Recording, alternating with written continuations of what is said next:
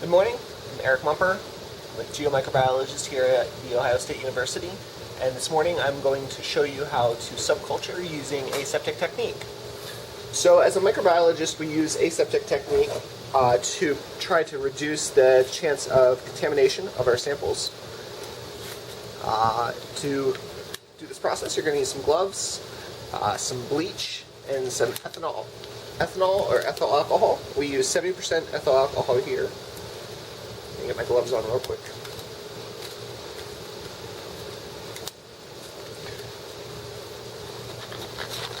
Alright, so the first step is going to be to wash our surface down with bleach. We'll just squirt some out here. We'll let it sit for a few minutes. This just starts us working with a clean slate. Ensures that whatever we're doing is happening in as sterile environment as we can achieve.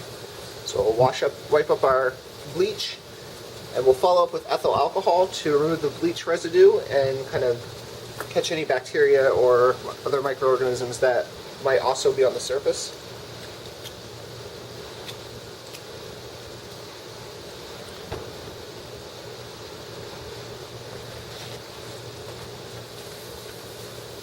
So again, just wiping this down, trying to get the surface as dry and sterile as possible. Once that's done, we're going to light our Bunsen burner. The Bunsen burner does two things. First of all, it provides a flame through which we can pass any instruments in order to sterilize them, but it also has the added advantage of creating a convection current that's going to kind of push away any microorganisms that are in the air that are falling down. Anything that kind of moves through the flame area is going to hopefully die. We're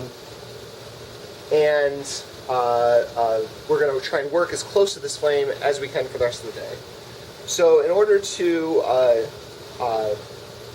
create a subculture, what we're going to need is media with cells on it. You can kind of see the cloudiness there. This culture's been going for a little while now. So it's got cells growing in there. The media is the food and the home for the bacteria. And then we also have sterile media here, and this is what we're going to put our cells on. We also have an 18 gauge needle. It's sterile in the packaging, and a 1 ml syringe. Again, sterile in the packaging. I use the 18 gauge needles because I'm told that the organisms that we use have flagella, which are little propellers, and I'm told that smaller syringe or needle sizes can kind of damage the flagella, and we don't want to do that. So what we're going to do is we're going to first just put a little bleach on both of these surfaces, again working as close to the flame as we can.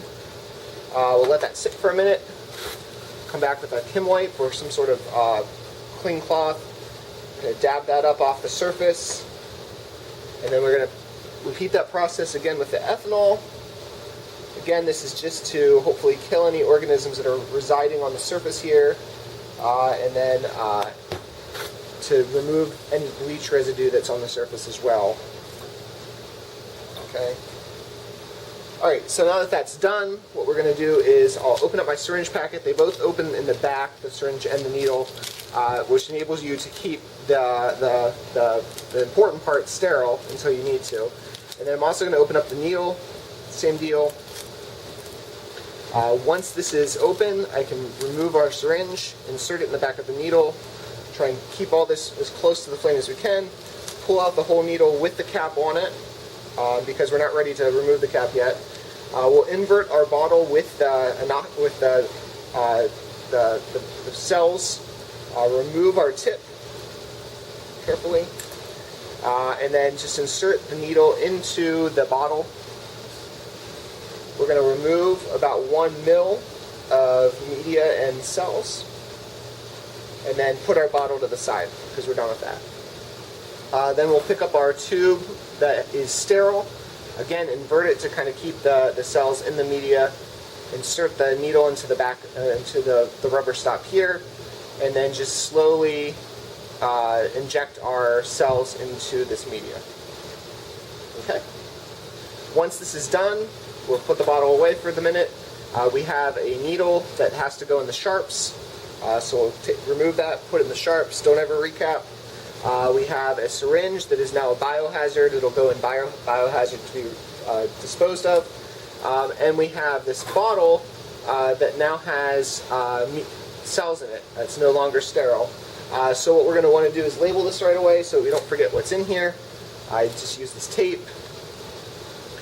When we label, it depends on how many people are working in the lab and whatnot, but you always want to write the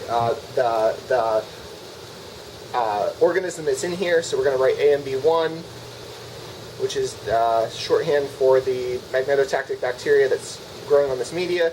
We'll write the date.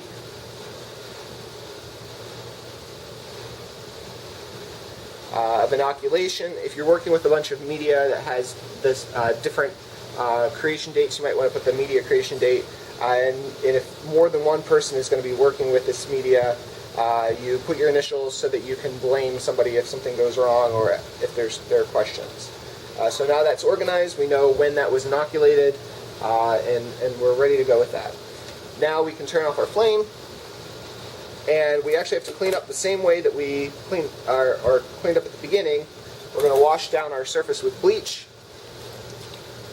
Just move this off to the side. This just prevents any organisms that we might have accidentally introduced to the surface from growing.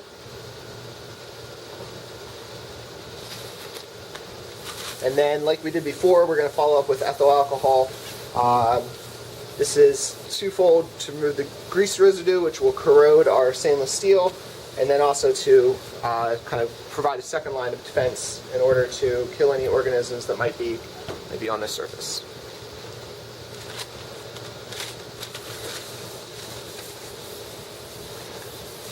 Alright, so hopefully that was helpful, and you have a better idea of how to subculture using aseptic technique. If you have any questions, don't hesitate to contact me. Thanks. Have a good day.